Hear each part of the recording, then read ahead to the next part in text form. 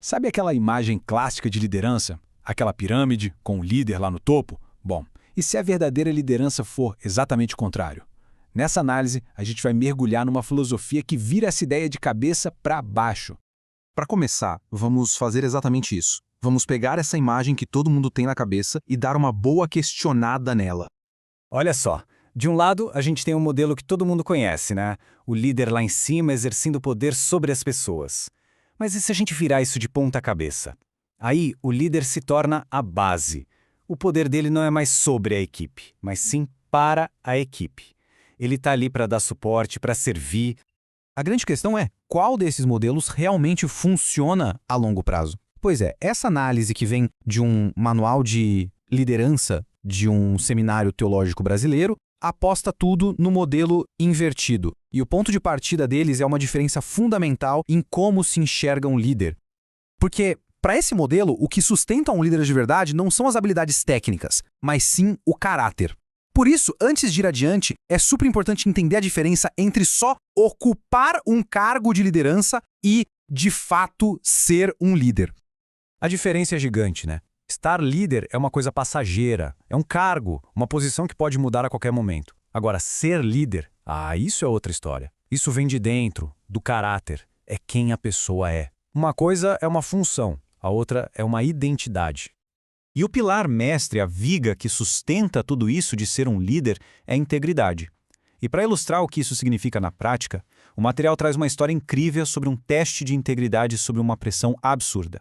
Imagina a cena, um tenente novinho acabado de sair da academia militar no meio do Vietnã. A missão dele? Supervisionar a construção de uma pista de pouso, um assunto sobre o qual ele sinceramente não sabia quase nada. Ele precisava confiar totalmente em um sargento muito mais experiente. E aí, o problema acontece. Um coronel chega furioso, gritando que a pista estava sendo construída toda errada. Naquele momento de pressão máxima, o tenente tinha uma escolha: culpar o sargento ou assumir a bronca. E ele não pensou duas vezes. Ele não apontou o dedo. Ele disse: a responsabilidade é minha. Ele virou um escudo para sua equipe. E o resultado? Totalmente inesperado. Quando o coronel entendeu o que tinha acontecido, que o tenente assumiu a responsabilidade pelo erro de um subordinado, ele não só perdoou, como disse: bem, nesse caso, foi um erro íntegro. E mais, promoveu o tenente para sua equipe de comando. Isso mostra o poder absurdo que o caráter tem na prática. Ok, então com a integridade bem estabelecida como alicerce, a gente pode começar a subir as paredes dessa filosofia. E ela se apoia em 3 atitudes principais que formam o que se chama de o coração de um servo.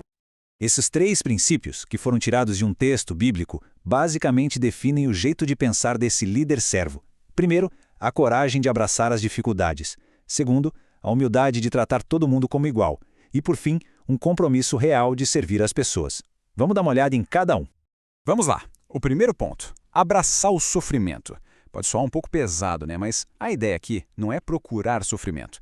É sobre entender que liderar vem com uma carga enorme de estresse, de pressão psicológica, é estar pronto para aguentar críticas, mal-entendidos e, mesmo assim, se manter firme nos princípios.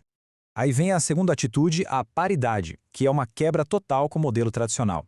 Sabe aquela ideia de chefe, subchefe, gerente? Esse modelo aqui rejeita isso. A proposta é tratar todo mundo como colega, como igual. É construir um ambiente de respeito mútuo, e não uma cadeia de comando onde um manda e o outro obedece. E por último, o compromisso com o serviço. E aqui está o coração da pirâmide invertida. O foco do líder muda completamente. Em vez de ficar mandando nas pessoas, o objetivo dele passa a ser ajudar cada um a se tornar sua melhor versão. É sobre construir pessoas, e não só usar pessoas para bater uma meta. Certo, mas uma filosofia bonita no papel não adianta nada se não funcionar na prática, certo? Por isso, esse modelo não fica só no idealismo, ele se ancora em ferramentas de gestão bem concretas que são o que transformam a boa intenção em resultado de verdade.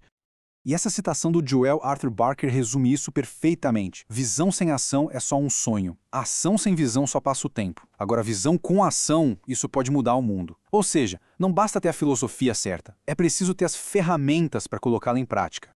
E quais são essas ferramentas? Bom, são os 4 pilares clássicos da administração: planejamento, organização, direção e controle. A grande sacada aqui é o como eles são usados. Em vez de serem ferramentas de poder para controlar pessoas, Eles se tornam instrumentos para executar uma visão de serviço. É a estrutura que faz a filosofia sair do papel.